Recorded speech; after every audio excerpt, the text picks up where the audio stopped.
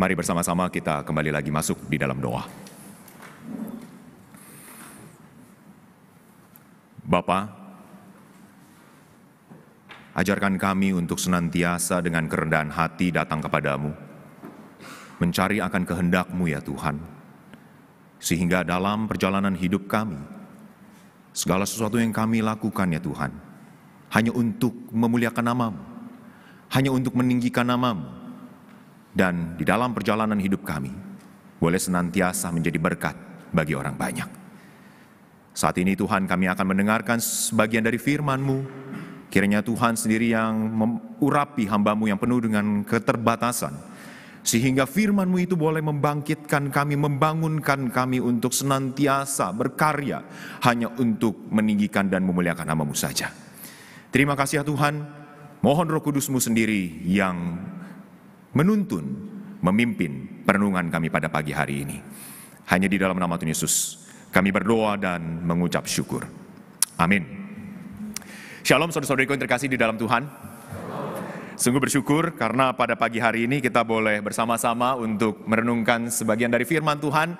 Dan lewat firman Tuhan ini kiranya kita boleh bersama-sama semakin semangat di dalam melayani Tuhan, di dalam bersandar hanya kepada Tuhan saja. Khususnya bagi kita yang sebagai anak-anak Tuhan, kita bisa semakin menyadari bahwa yang kita jalani di dalam kehidupan kita sudah sepantasnya, sudah seharusnya kita bersandar hanya kepada Tuhan saja. Oleh sebab itu saudara-saudariku, kita hari ini akan bersama-sama merenungkan sebuah tema, yaitu He gives us power and authority. Jadi di dalam tema ini kita diajak bersama-sama untuk mengingat kembali lagi di dalam segala sesuatu yang kita jalani, khususnya di dalam perjalanan hidup kita dan juga pelayanan kita. Tuhan itu memberikan kita kekuatan, Tuhan itu memberikan suatu otoritas supaya kita bisa terus mengingatkan diri kita bahwa kita membutuhkan Tuhan. James Hudson Taylor pernah berkata seperti begini, "When we work, we work.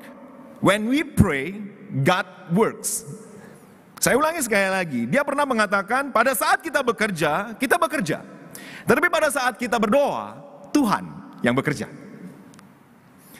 Seberapa jauh kita mengandalkan doa sehingga menyerahkan segala sesuatu kekhawatiran kita, segala pergumulan kita, dan Tuhan yang bekerja. Begitu banyak hal yang kita jalani, semuanya itu seturut dengan apa yang kita inginkan. Segala sesuatu yang kita lakukan di dalam pelayanan kita mungkin, begitu banyak kita terlalu mengandalkan apa yang menjadi kepintaran kita, hikmat kita, segala sesuatu yang mungkin kita rasa kita bisa lakukan. Tetapi dalam bagian firman Tuhan ini sebenarnya ingin memberitahukan pada hari ini, kita akan sama-sama merenungkan bagian firman Tuhan yang kita akan sama-sama pelajari pada hari ini. Biarlah kita diingatkan kembali lagi bahwa otoritas, kekuatan yang sudah Tuhan berikan buat kita itu adalah di mana ada kekuatan doa yang harusnya kita terus pegang teguh di dalam perjalanan hidup kita, justru juga di dalam pelayanan kita. Kita akan sama-sama membacakan satu bagian dari firman Tuhan dari Markus pasal 9 ayat 14 hingga 29. Markus pasal 9 ayat 14 sampai 29, saya akan bacakan bagian ini saja buat kita semuanya. Markus pasal 9 ayat 14 hingga 29. Firman Tuhan berkata seperti ini. Ketika Yesus, Petrus, Yakobus dan Yohanes kembali kepada murid-murid yang lain, mereka melihat orang banyak mengerumuni murid-murid itu dan beberapa ahli Taurat sedang mempersoalkan sesuatu dengan mereka. Pada waktu orang banyak itu melihat Yesus, tercenganglah mereka semua dan bergegas menyambut dia. Lalu Yesus bertanya kepada mereka, "Apa yang kamu persoalkan dengan mereka?" Kata seorang dari orang banyak itu, "Guru, anakku ini kubawa kepadamu karena ia kerasukan roh yang membisukan dia. Dan setiap kali roh itu menyerang dia, roh itu membantingkannya ke tanah. Lalu mulutnya berbusa, giginya berkertakan, dan tubuhnya menjadi kejang. Aku sudah meminta kepada murid-muridmu supaya mereka mengusir roh itu, tetapi mereka tidak dapat." Maka kata Yesus kepada mereka, "Hai kamu angkatan yang tidak percaya, berapa lama lagi aku harus tinggal di antara kamu? Berapa lama lagi aku harus sabar terhadap kamu? Bawalah anak itu kemari." Lalu mereka membawa kepadanya. Waktu roh itu melihat Yesus, anak itu segera digoncang-goncangnya, dan anak itu terpelanting ke tanah dan terguling-guling, sedang mulutnya berbusa. Lalu Yesus bertanya kepada ayah anak itu, "Sudah berapa lama ia mengalami ini?" Jawabnya, "Sejak masa kecilnya. Dan seringkali roh itu menyeretnya ke dalam api ataupun ke dalam air untuk membinasakannya. Sebab itu, jika engkau dapat berbuat sesuatu, tolonglah kami dan kasihanilah kami. Jawab Yesus, katamu jika engkau dapat, tidak ada yang mustahil bagi orang yang percaya. Segera ayah anak itu berteriak, aku percaya, tolonglah aku yang tidak percaya ini. Ketika Yesus melihat orang banyak makin datang berkerumun, ia menegur roh jahat itu dengan keras, katanya, hai kau roh yang menyebabkan orang menjadi bisu dan tuli, aku memerintahkan kau, keluarlah daripada anak ini dan janganlah memasukinya lagi. Lalu keluar roh itu sambil berteriak dan menggoncang-goncang anak itu dengan hebatnya. Anak itu kelihatannya seperti seorang mati, sehingga banyak orang berkata, ia sudah mati. Tetapi Yesus memegang tangan anak itu dan membangunkannya, lalu ia bangkit sendiri. Ketika Yesus sudah di rumah dan murid-muridnya sendirian dengan dia, bertanyalah mereka, mengapa kami tidak dapat mengusir roh itu? Jawab kepada mereka, jenis ini tidak dapat diusir kecuali dengan berdoa. Demikianlah pembacaan Alkitab kita. Saudara-saudariku yang terkasih di dalam Tuhan, bagian firman Tuhan ini kita dapat melihat dengan cukup jelas bahwa ini merupakan catatan Markus yang cukup detail, ya. Markus ini mencatat kisah ini dan sebenarnya kitab yang lain juga ada mencatat di Matius dan juga di dalam Lukas. Kalau kita sama-sama coba telusuri lebih jauh dan kita lihat dengan lengkap bagian sebelumnya, yaitu kisah ini terjadi setelah transfigurasi Tuhan Yesus, di mana Yesus dimuliakan di gunung. Ya, di saat itu benar-benar kita melihat Petrus, Yohanes, dan Yakobus merasa begitu luar biasanya takjub akan peristiwa yang dimana mereka melihat, dan akhirnya mereka mengatakan, oke, saya akan bangun tenda buat satu untuk Tuhan, satu untuk Musa, satu untuk Elia. Nah, tetapi hal ini dilanjutkan dengan sebuah peristiwa yang sangat berbeda. Berbeda sekali, di mana satu itu dimuliakan di atas gunung, dan saya mencoba mencatat di sini, yaitu ada hal-hal yang sangat kontras bisa terjadi di sana. Yang pertama, pasal di perikop sebelumnya, Yesus dimuliakan di gunung, tetapi peristiwa selanjutnya adalah kerasukan di lembah. Di gunung penuh dengan kemuliaan, di sini terjadi penderitaan. Di gunung Tuhan Allah mendominasi, tetapi di peristiwa ini si jahat yang mendominasi. Di gunung Allah Bapa disenangkan, di sini seorang ayah tersiksa. Di gunung ada anak Allah yang sempurna, di sini ada anak yang tersesat. Di gunung manusia berdosa ada di dalam kekaguman yang kudus, di sini ada anak yang berdosa dalam kisah yang sangat horor. Saudara-saudariku, ada perbandingan yang begitu kontras dibandingkan oleh Markus untuk memberitahukan kepada kita, untuk memberitahukan kepada pembaca bahwa kita sebenarnya pun juga ada di dalam kondisi seperti demikian. Hal yang pertama, mungkin kita mau melayani Tuhan, oh kita takjub kepada Tuhan. Tetapi sebenarnya di luar sana begitu banyak hal yang terjadi. Murid-murid itu merasakan takjub akan Tuhan yang dimuliakan. Tetapi sebenarnya ada sebuah pelayanan yang harus mereka lakukan, dan kenyataannya adalah begitu buruk. Kenyataan yang bukan hanya wah Tuhan itu luar biasa, tetapi pada kenyataannya manusia itu begitu rentan. Manusia itu penuh dengan dosa. Oleh sebab itu Markus ingin memberitahukan kepada kita semuanya pada hari ini, pada saat kita mau melayani Tuhan, bukan sesuatu hal yang indah, oh oke, kita ada di dalam gereja dan kita layani semuanya dengan baik. Tetapi kenyataannya adalah di luar sana begitu banyak hal yang harus kita lakukan. Begitu banyak kepercayaan yang Tuhan sudah mau berikan kepada kita. Tetapi apakah kita mau menyadarinya? Dan bagian Markus ini juga memberitahukan kepada kita, apakah kita benar-benar mengandalkan Tuhan? Betul, kita di dalam gereja kita anggapnya sih seperti mengandalkan Tuhan. Tetapi pada saat kita keluar sana, apakah kita benar-benar mengandalkan Tuhan?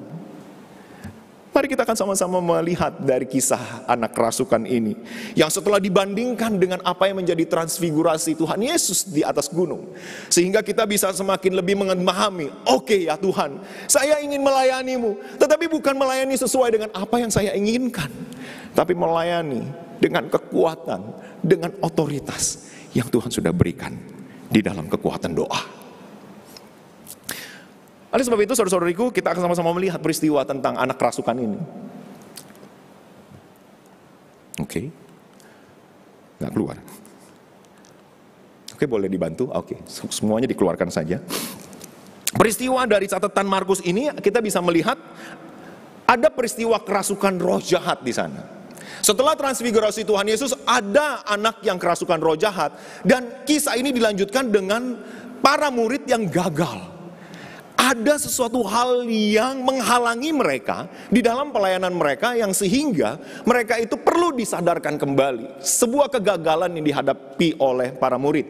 Dan kita mesti melihat di tengah-tengah kegagalan itu ada sebuah permohonan di dalam keputusasaan yang dituntut, yang diminta oleh seorang ayah dari anak tersebut. Dan ternyata memang ada kuasa ilahi yang boleh digenapkan di dalam diri anak ini. Saudariku, kita perlahan-lahan melihat dirasuk oleh setan.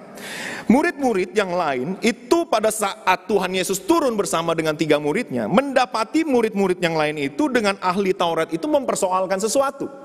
Di dalam bahasa aslinya, kalau kita di dalam melihat mempersoalkan, sebenarnya itu adalah terjadi perdebatan di sana.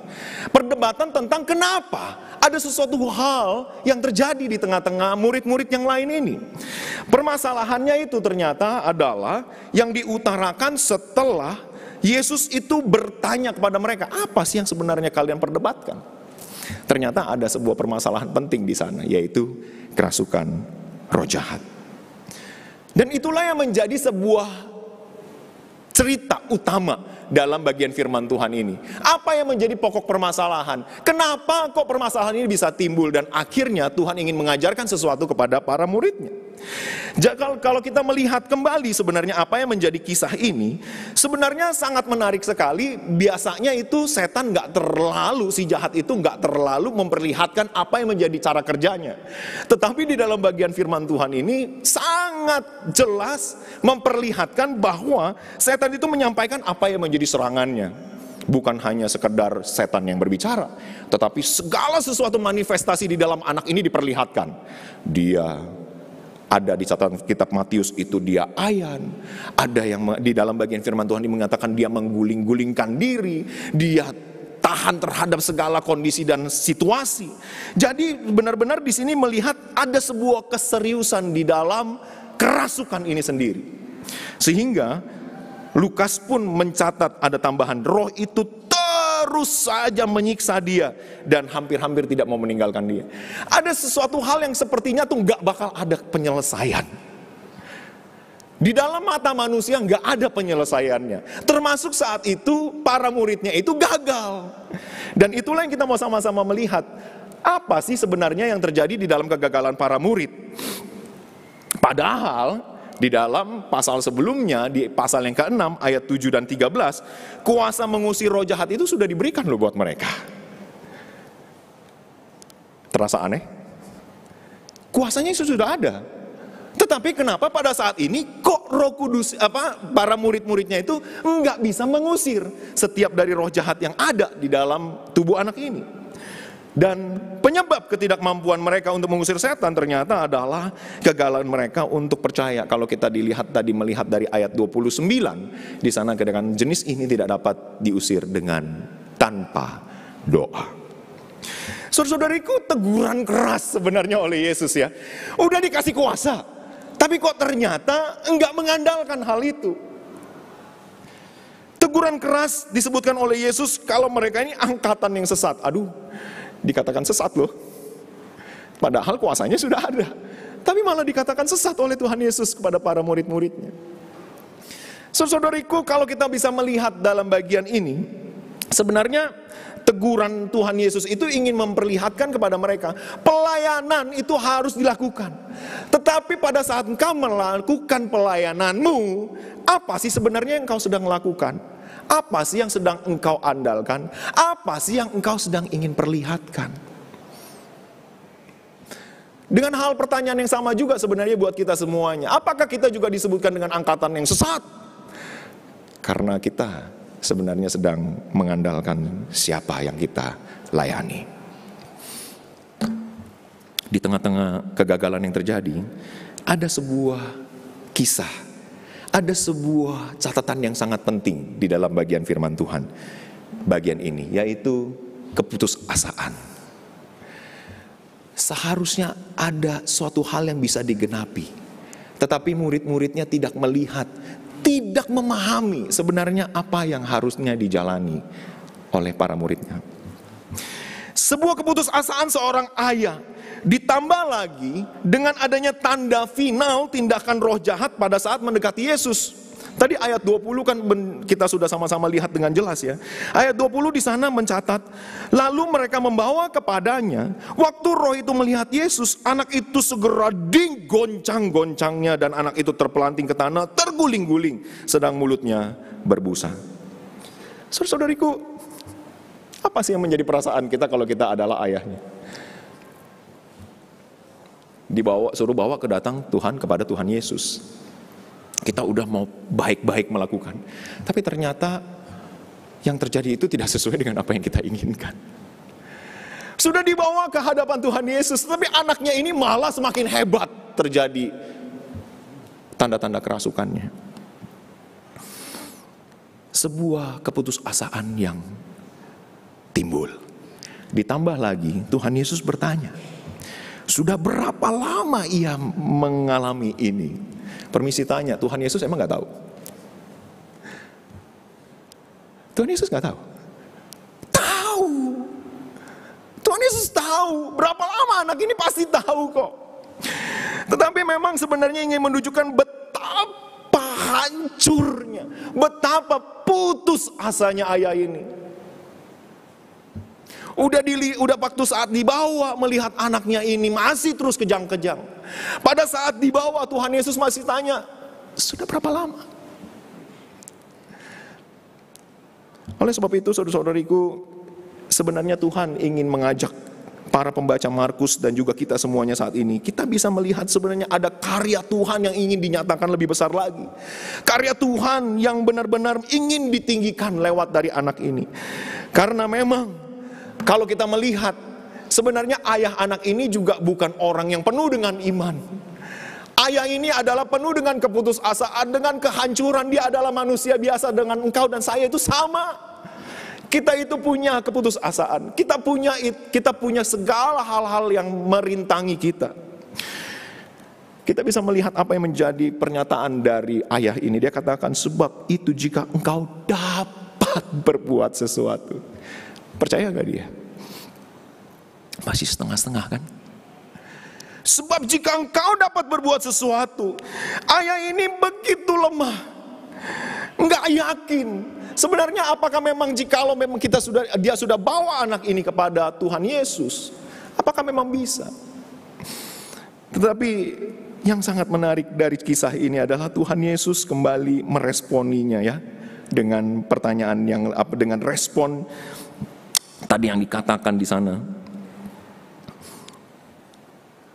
Jikalau engkau dapat, tolonglah kami. Yesus jawab lagi 23. Jika engkau dapat. Maksudnya adalah, emang apakah engkau menganggapku bisa apa enggak? Tetapi tidak ada yang mustahil. Tuhan Yesus meresponinya, mengkonfirmasikan.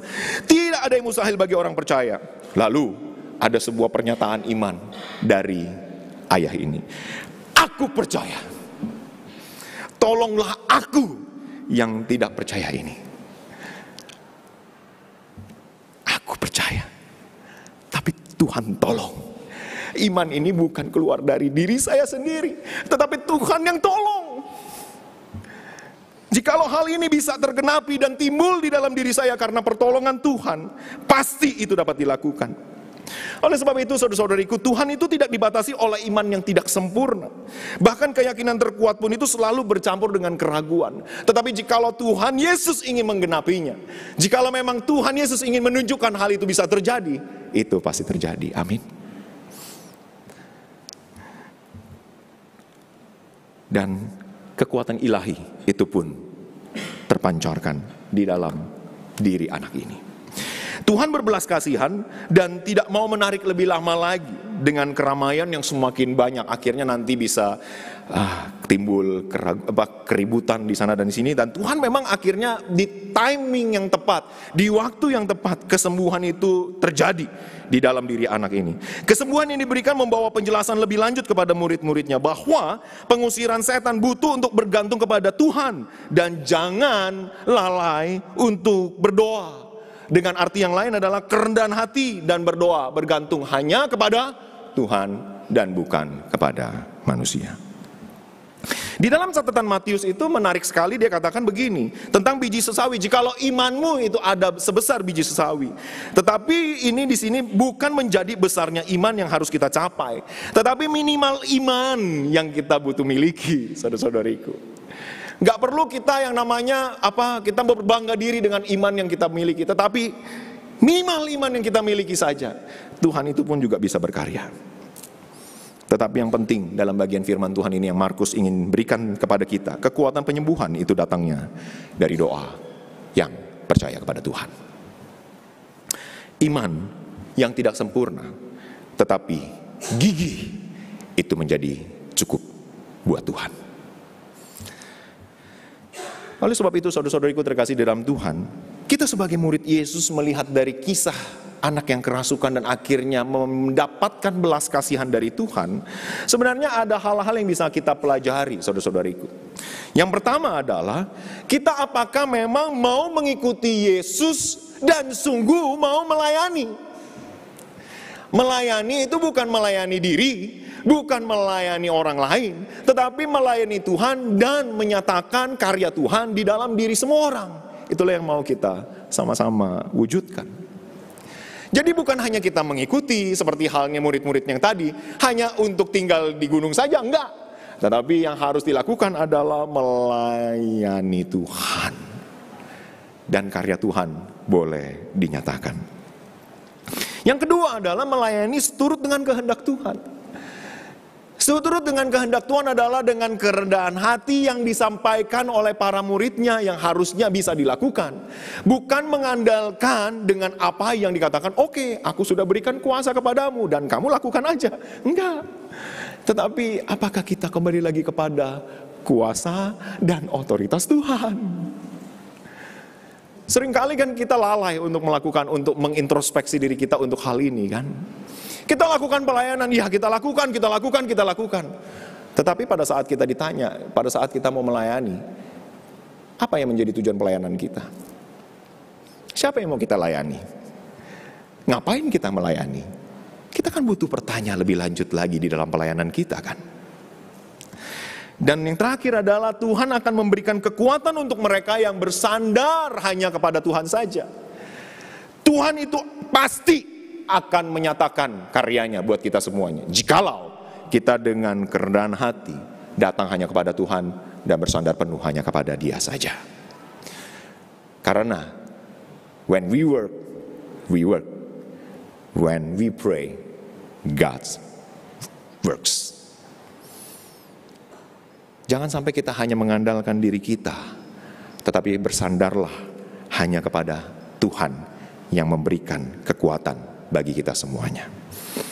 Saudara-saudariku terkasih di dalam Tuhan, dengan demikian pada saat kita sudah melihat akan apa yang menjadi peristiwa dari catatan Markus buat kita semuanya pada pagi hari ini, mungkin kita boleh bertanya kembali lagi kepada kita, bagaimanakah kita mengikuti akan Tuhan kita saat ini? Bagaimanakah kita melayani Tuhan saat ini? Yang menjadi utama kita atau Tuhan? Pada saat kita bernyanyi, pada saat kita melayani, pada saat kita melakukan segala sesuatu untuk menjadi persembahan indah kita kepada Tuhan, siapa yang mau dikasih indah? Kitanya apa Tuhannya? Pada saat kita memberikan sesuatu lewat dari apa yang menjadi persembahan kita, siapakah yang sebenarnya yang kita layani? Tuhanlah yang sudah memberikan kekuatan dan otoritas buat kita. Oleh sebab itu, mari kita terus andalkan apa yang sudah Tuhan percayakan buat kita lewat doa, khususnya dalam bagian firman Tuhan ini. Pada saat kita menghadapi persoalan, pada saat kita melayani dan ternyata ada gesekan dan lain sebagainya, apa yang sebenarnya menjadi jalan utama kita? Kita pikir dulu, apa kita doa dulu? Sendirian bisa jawab ya. Pada saat kita mengalami gesekan dengan orang, pada saat kita sedang ditegur oleh orang lain, pada saat kita melayani mungkin menghadapi kesulitan, yang jalan ini dulu, apa ini dulu?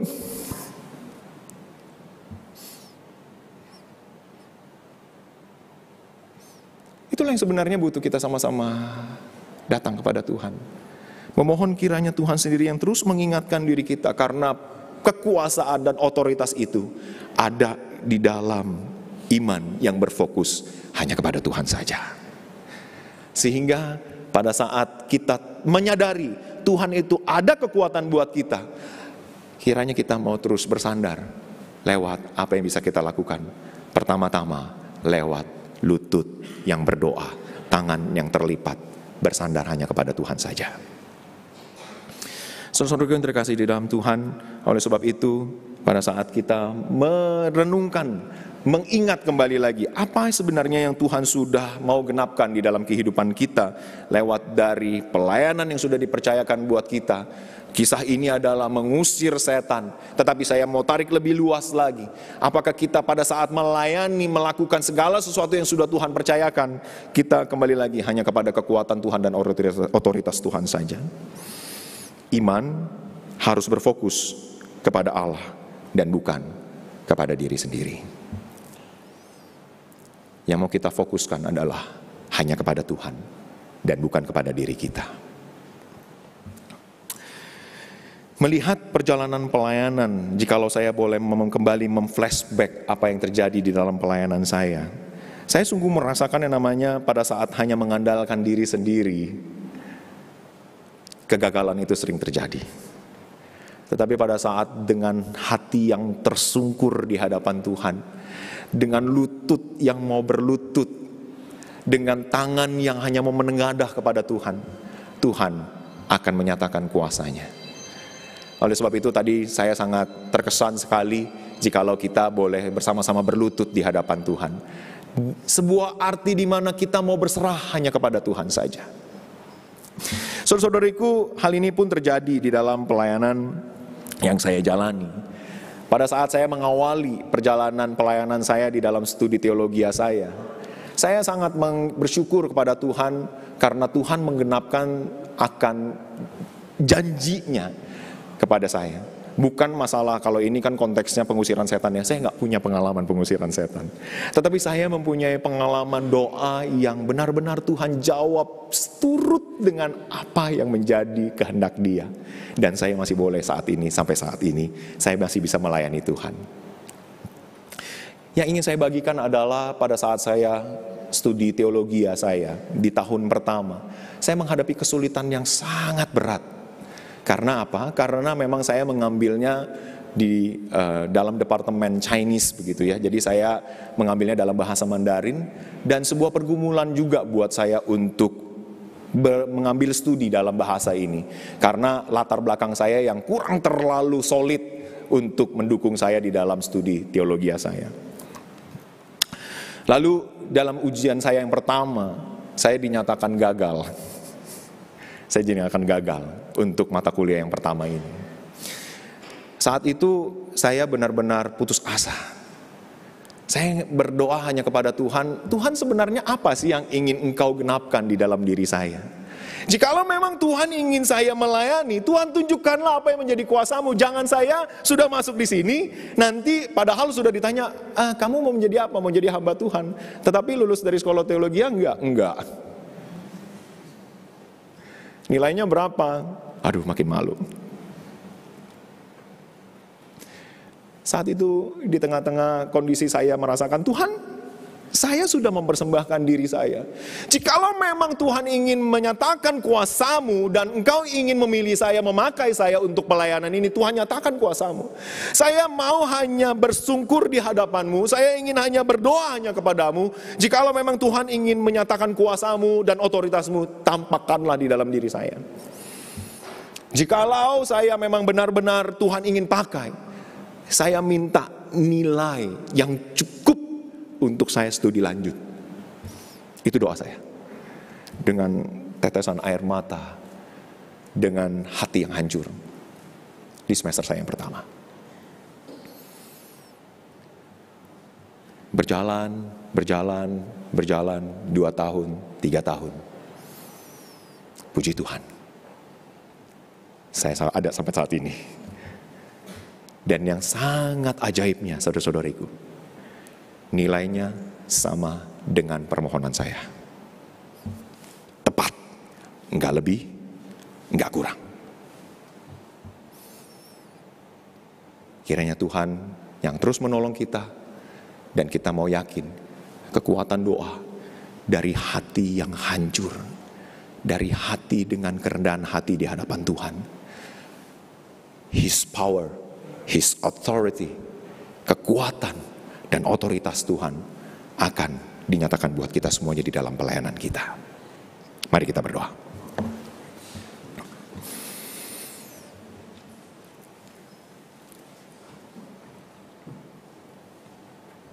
Ajarkan kami untuk taat dan setia di dalam kuasa dan otoritas-Mu Tuhan. Dan kami yakin dan percaya kekuatan dan otoritas-Mu akan tertampak dari dalam diri kami. Bukan kekuatan, otoritas diri kami, tetapi memang otoritas dan kekuatan dari-Mu saja yang boleh terpancar, boleh tergenapi lewat kami, jikalau kami bersandar dalam kekuatan doa. Ajarkan kami untuk senantiasa bergantung hanya kepada-Mu ya Tuhan. Dan kami yakin perjalanan hidup kami boleh semakin berkenan di hati-Mu. Perjalanan ke depan bukannya lancar-lancar saja Tuhan. Ada grafik yang naik, ada grafik yang turun. Kadang kami bisa menaiki gunung, menuruni lembah. Tapi kami yakin ada Engkau yang senantiasa ada bagi kami. Kekuatan-Mu, otoritas-Mu selalu ada bagi kami jikalau kami bersandar hanya kepada-Mu. Dan pelayanan kami boleh semakin memuliakan nama-Mu dan boleh menjadi berkat bagi orang di sekeliling kami, buat saudara-saudari kami, buat keluarga kami, bahkan untuk lingkungan kami yang belum percaya hanya kepada-Mu. Dan mereka bisa melihat akan kuasa, otoritas yang dari-Mu saja. Terima kasih ya Tuhan. Inilah doa kami, ucapan syukur kami, penyerahan kami. Di dalam nama Tuhan Yesus kami berdoa. Amin. Saudara